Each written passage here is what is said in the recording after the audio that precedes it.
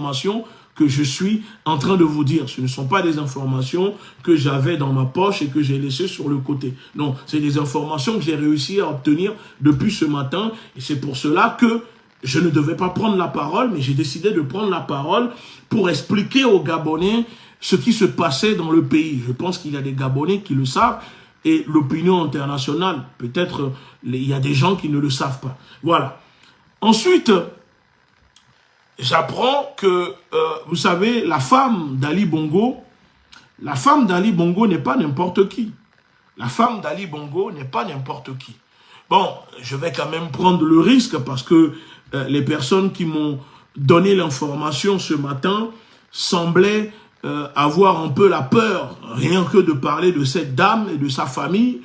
Mais ce n'est pas un souci. Moi, je vais en parler. Arrivera ce qui arrivera.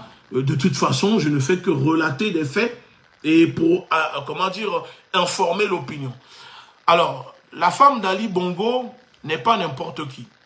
Selon mes informations, selon mes sources, c'est une femme issue d'une famille très puissante. Apparemment, cette femme est issue d'une famille corse qui sont arrivés au Bongo. Le papa de la femme de Bongo s'appelle, c'est une certaine famille Tommy.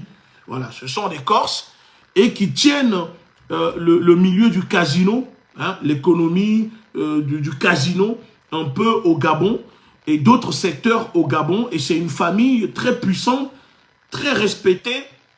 Et surtout, ceux qui m'ont parlé ont l'air d'avoir peur de parler de cette famille au Gabon, la femme du président Ali Bongo. Voilà, ce sont des Corses. Et donc, le papa de la femme de cette première dame a l'air d'être quelqu'un qui fait... Voilà, c'est une famille qui fait peur. Bon, donc je ne dirais pas autre chose, parce que, voilà, apparemment, ce ne sont pas des gens qui rigolent. Même les Bongos ont peur de cette famille. Et on peut comprendre pourquoi Ali Bongo subissait cela. Et donc, on découvre que les informations que j'ai pu obtenir, que la femme d'Ali Bongo, parce qu'il faut parler un peu de ce régime, vous savez que le papa s'appelle Michel Tommy. Hein, Tommy, ce sont des Corses. Ils tiennent les casinos et selon les informations que j'ai obtenues, ça ne vient pas de moi, la famille de la femme d'Ali Bongo serait le bras armé apparemment de la DGSE au Gabon. Donc, et que la femme d'Ali Bongo n'hésite pas des fois à menacer Ali Bongo hein, devant tout le monde. Et même des fois, Bongo ne disait rien. Parce que sa femme était issue d'une famille très puissante. Et maintenant, quand on revient sur la sœur Pascaline, il y a une embrouille entre Pascaline et Ali Bongo. À cause de la situation, étant donné que c'est elle qui était censée prendre le pouvoir, mais la France, sous Sarkozy, a décidé autrement que non, que c'est Ali Bongo, le frère, qui devrait prendre le pouvoir. Et donc, il y a eu un peu brouille entre le frère et la sœur. Mais malgré ça, il faut savoir que Pascaline Bongo a toujours soutenu son frère. Et je découvre que, par exemple, que des fois, Pascaline Bongo s'embrouillait avec Ali Bongo et menaçait même Ali Bongo. Par exemple, elle pouvait lui dire « Écoute bien, tu es peut-être président, mais maintenant tu fermes ta gueule parce que c'est moi qui détiens l'héritage, l'argent du pays, donc tu as intérêt à ne pas trop me chercher. » Entre eux, des fois, ils s'embrouillaient. Et j'apprends qu'il y a un certain Frank Ping, je ne sais pas si je prononce bien le nom, un certain Frank Ping, qui était le vice-président général de Total, parce que ce sont des domaines contrôlés par Pascaline Bongo, je vous dis, c'est une dame qui est pétée de thunes. Donc, apparemment, un certain Frank Ping pillait l'argent de Pascaline, qui était vice-général de Total, et il avait été, comment dire, grillé, parce que Pascaline, je crois, est l'ex de Jean Ping, ou je ne sais pas comment il s'appelle, je crois c'est l'opposant des Bongo. Donc, avant qu'il ne se marie avec Pascaline, il avait déjà un fils. Et donc, c'est ce fils qui était à la tête de Total, de Pascaline Bongo. Bref. Et donc, on me dit que la famille Bongo était une famille quand même un peu, je ne sais pas si on peut le dire comme ça, mais c'est une famille qui était très hantée. Pour ceux qui les ont fréquentés peuvent vous le dire, c'est une famille hantée.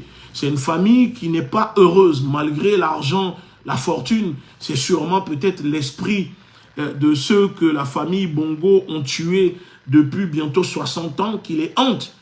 Mais il semblerait que c'est une famille qui est un peu en décadence. C'est une famille qui est très, qui est plongée dans des trucs très sombres. Le sexe, l'alcool, un peu la pédophilie, etc. Voilà, on m'a surtout parlé de ça, que c'est une famille qui est dans ces réseaux de pédophilie, surtout une famille d'inceste. Voilà, c'est une famille apparemment qui couche, voilà, entre eux, ils font des choses pas très claires. Encore une fois, ça c'est leur vie privée, ce n'est pas mon problème, mais je vous relate un peu les faits concernant cette famille Bongo. Et je découvre que, par exemple, que Pascaline Bongo, la sœur de Ali Bongo, ne roulait que dans des Rolls-Royce. Ça veut dire qu'elle ne possédait que des voitures de luxe, par exemple. Et si jamais de l'eau rentrait dans le moteur d'une de ces voitures qui coûte un minimum 500 000 €, Pascaline jetait ses voitures à la poubelle et achetait une autre voiture. C'est-à-dire qu'elle avait que des Rolls-Royce, des grosses, comment dire, des gros cylindrés, hein, mais à chaque fois, dès qu'il y avait un problème mécanique ou un petit problème, elle les jetait à la poubelle et elle s'achetait une autre voiture.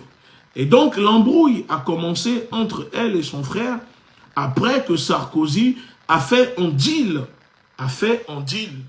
Je répète, je rapporte des informations. Ces informations ne viennent pas de moi. Qu'on soit clair là-dessus. Donc, l'embrouille a commencé entre Pascaline et Bongo quand Sarkozy a fait un deal pour que Ali Bongo puisse devenir président à la place de son frère. C'est comme ça que la chose a commencé. Alors, maintenant je vais vous parler, parce que je vous dis, je ne vais pas tout vous dire dans cette vidéo. Je vais vous parler maintenant de comment, écoutez bien, comment Ali Bongo s'est retrouvé paralysé en Arabie Saoudite et pourquoi il a été évacué au Maroc. Je découvre que, apparemment, que quand Ali Bongo a eu son accident, c'est-à-dire l'arrêt cardiaque en Arabie Saoudite, ce dernier avait compris que sa femme avait, comment dire, un amant. C'est-à-dire la femme, la première dame au Bongo, avait un amant. Il trompait Ali Bongo avec un autre homme. Et Ali Bongo le savait, mais il ne pouvait rien faire parce que, encore une fois, je vous répète, je le dis, que sa femme est issue d'une famille très puissante, très respectée, qui fait peur à la famille Bongo. Hein? Et donc, Bongo se rend compte que sa femme le trompait, que sa femme possédait un amant. Quand il fait sa crise cardiaque en Arabie Saoudite, cette dernière a estimé que c'était l'occasion d'en finir, écoutez bien, d'en finir avec Ali Bongo, parce qu'à l'époque, elle voulait assassiner Ali Bongo pour permettre à ce que son amant puisse devenir président du Gabon.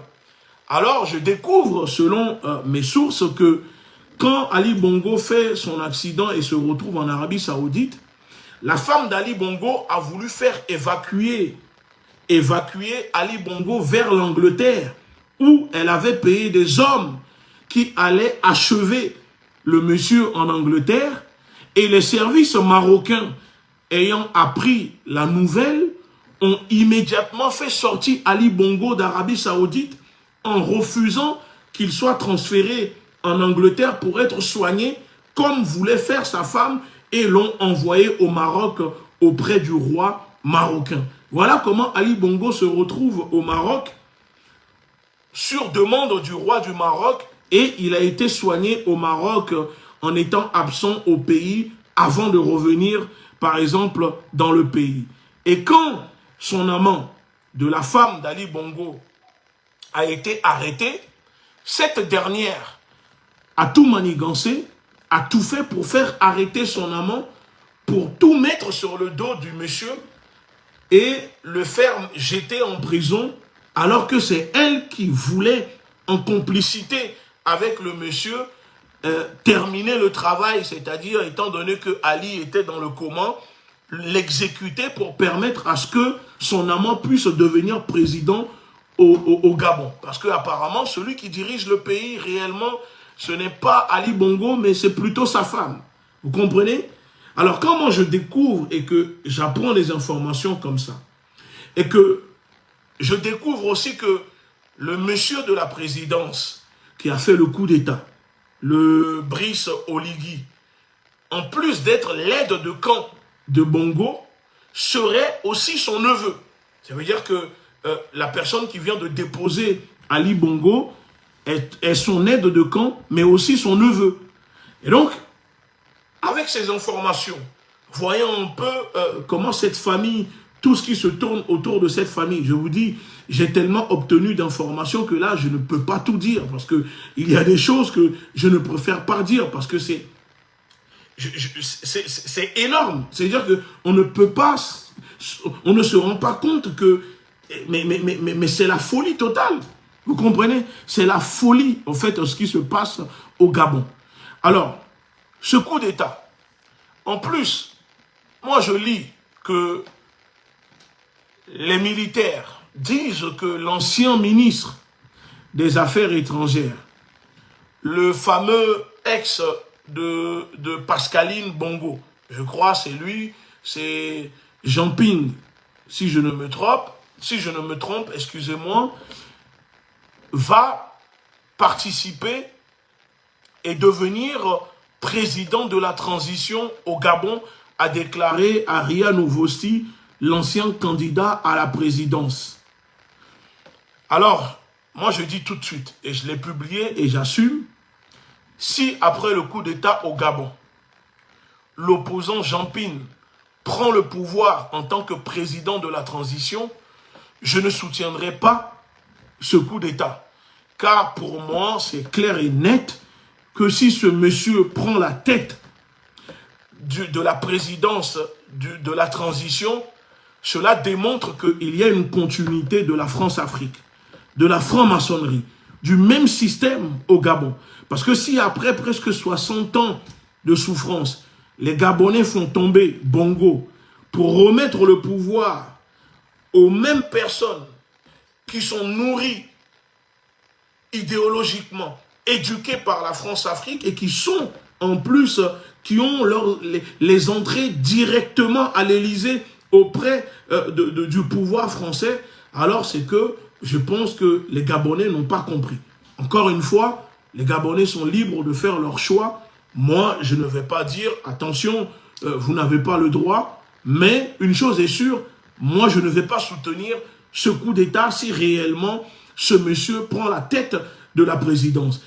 Quand on voit un peu les zones d'ombre autour de ce coup d'État jusqu'à présent, et que si ce monsieur arrive à la tête de la présidence, moi je ne soutiendrai pas, et je pense que beaucoup de panafricanistes également, et vous pouvez le voir que les voix commencent à se lever, et beaucoup commencent à dire que c'est la France qui est derrière ce coup d'État, parce que la France tente de faire un renouvellement, et donc je pense qu'on peut encore sauver les meubles, hein, pour pousser ces militaires à tomber dans les bras du peuple et non toujours pour maintenir le même système. Mais pour cela, je suis désolé, ce n'est pas des gens comme ce monsieur qui doivent prendre la tête du gouvernement de transition.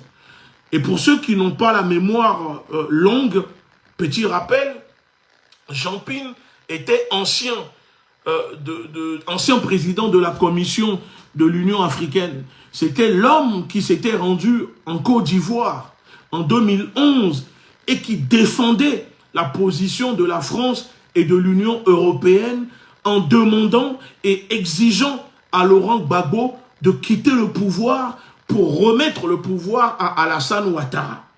Vous comprenez ou pas? Donc, il ne faut pas venir me dire qu'on fait un coup d'État au Gabon et que ces personnes sont peut-être, parce qu'on sait que c'est la mode, des panafricanistes, et vous allez mettre des gens qui plaident et qui défendent la position de la France, du néocolonialisme, un peu partout sur le continent. Alors, peuple gabonais, à vous de voir, faites attention. Je pense que pour changer les choses, il faut quelqu'un, il faut du nouveau.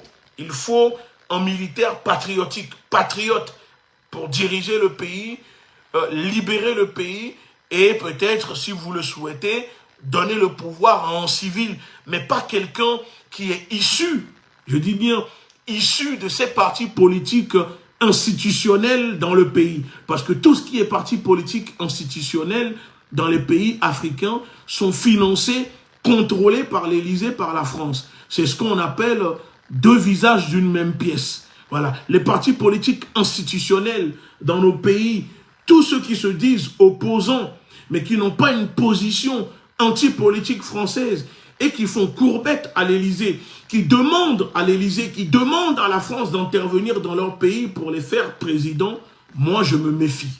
Voilà, donc je ne soutiendrai pas ce coup d'État si les militaires nomment ce monsieur à la tête du pays.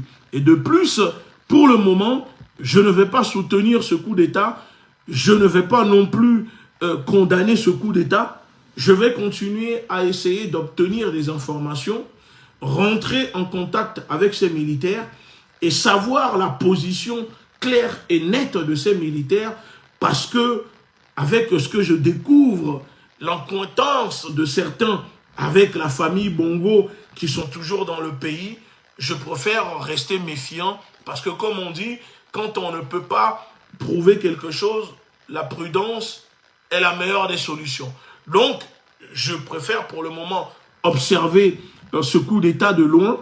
Si jamais j'obtiens d'autres informations qui démontrent que ces militaires peuvent apporter un changement que le peuple gabonais, mais le peuple africain souhaite, alors nous allons mobiliser la masse populaire. Nous allons mobiliser l'opinion africaine, la diaspora, pour soutenir ces militaires. Mais pour le moment, il faut qu'on soit prudent.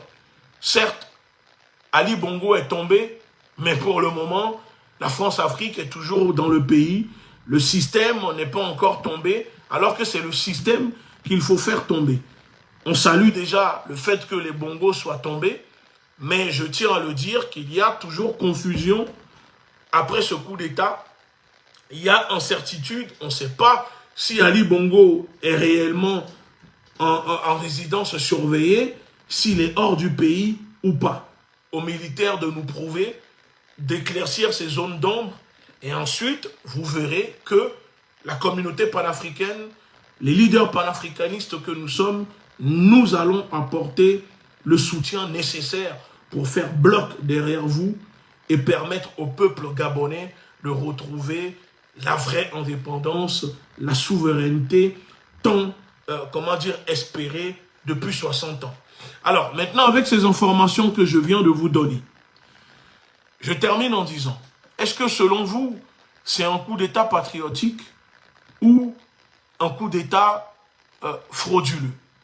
À vous de répondre dans les commentaires, donnez vos avis dans les commentaires, nous allons échanger. Vous ne parlez pas à son fils adoptif, mais je parle des informations que j'ai à ma possession. Vous comprenez? Je ne vais pas parler de quelqu'un ou de X si je n'ai pas d'informations. Je vous dis, je suis en train pour le moment de glaner des informations. Ne vous inquiétez pas. Je reprendrai sûrement la parole un peu plus tard parce que même là, ce n'était pas prévu.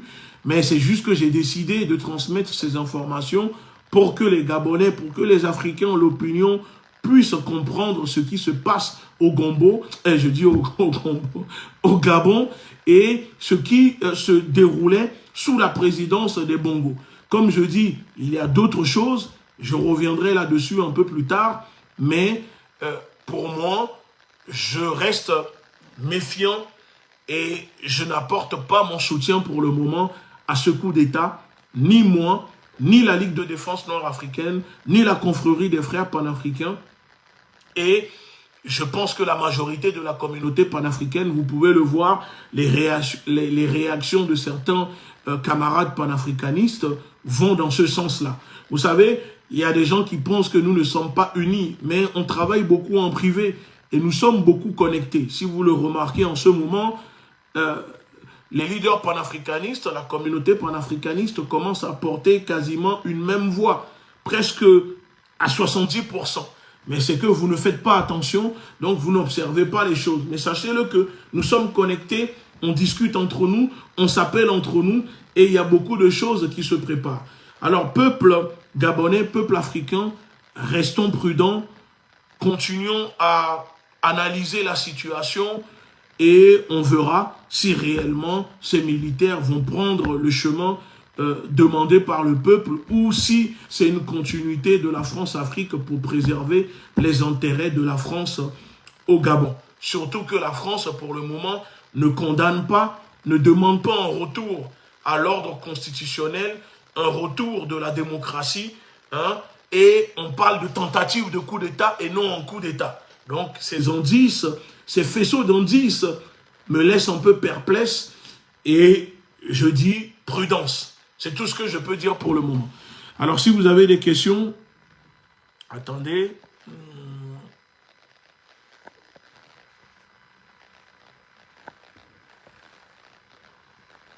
Le truc est, vous avez jamais vu le Gabon comme un pays qui peut libérer, mais vous n'allez pas croire vos yeux.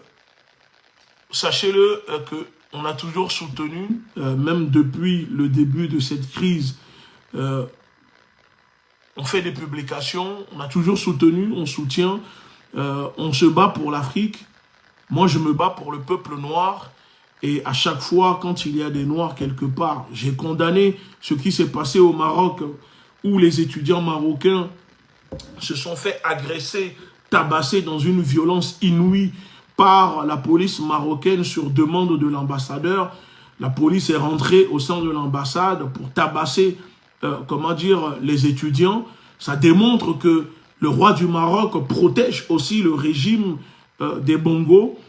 Va savoir pourquoi, mais tout simplement parce que ce sont des gens qui sont très très proches, qui sont plus que amis, selon les informations que j'ai pu avoir, mais ça c'est autre chose, je ne vais pas en parler dans la vidéo.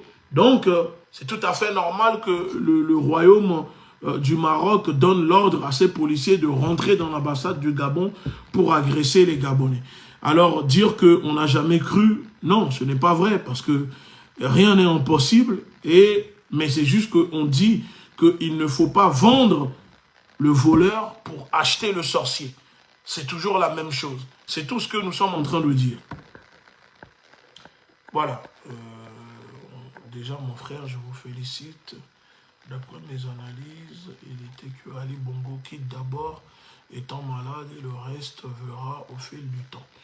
Oui, de plus que vous avez observé que l'élection présidentielle, les votes étaient clôturés et presque 3 jours après, il n'y avait pas l'annonce des résultats. Et cette nuit, vers 4h30 du matin, on annonce des résultats. 30 minutes après, il y a un coup d'État. Ça veut dire que Ali Bongo a gagné les élections seulement 30 minutes. C'est quand même bizarre. On annonce les résultats des élections à 4h30 du matin, quasiment 5h du matin. Et 30 minutes après, il y a eu un coup d'État. Vous voyez? Et on ne sait pas si réellement les Bongo et sa femme sont dans le pays. Il n'y a pas d'image. On nous dit que son fils a été arrêté, inculpé pour haute trahison, mais son père n'est pas arrêté. Ouais, donc il y a un peu de... Il y a cafouage dans la communication des militaires. Je ne sais pas si c'est fait exprès ou si il y a des zones d'ombre. Donc, on préfère pour le moment observer la situation, l'évolution de la situation. On va continuer à glaner l'information et ensuite éclairer un peu le peuple sur ce coup d'État. Donc, pour le moment, coup d'État patriotique ou frauduleux, à vous de voir. Voilà, attendez, il y a des informations.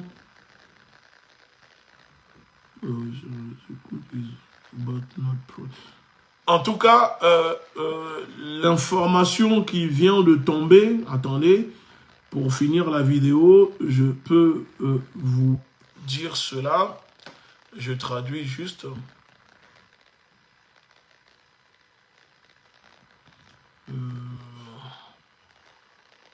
Apparemment, l'information qui vient de tomber explique, il y a des informations qui disent que tout le monde était au courant du coup d'État avant.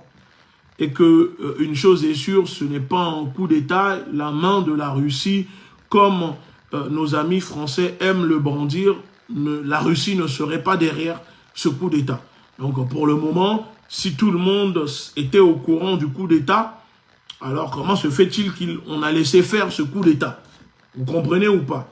Dans les autres coups d'État, ils n'étaient pas réellement au courant, mais là, apparemment, l'information qui vient de tomber explique que tout le monde était au courant du coup d'État. Donc, quand on voit la position de la France, de la diplomatie française, de l'État français, on peut se poser des questions. Néanmoins, on regarde et on continue de suivre l'évolution de la situation et voir si on peut mobiliser ou pas les militaires pour se ranger du côté du peuple. Si ce n'est pas le cas, alors qu'ils sachent que d'autres personnes auront aussi la capacité de leur faire un coup d'État. C'est clair et net. S'ils ont pris le pouvoir pour servir la France, maintenir le système des bongos, ils partiront eux aussi. Mais pour le moment, moi, je n'apporte pas mon soutien et je préfère observer la situation. Sur ce, je vous dis à très bientôt, bonne journée et ciao.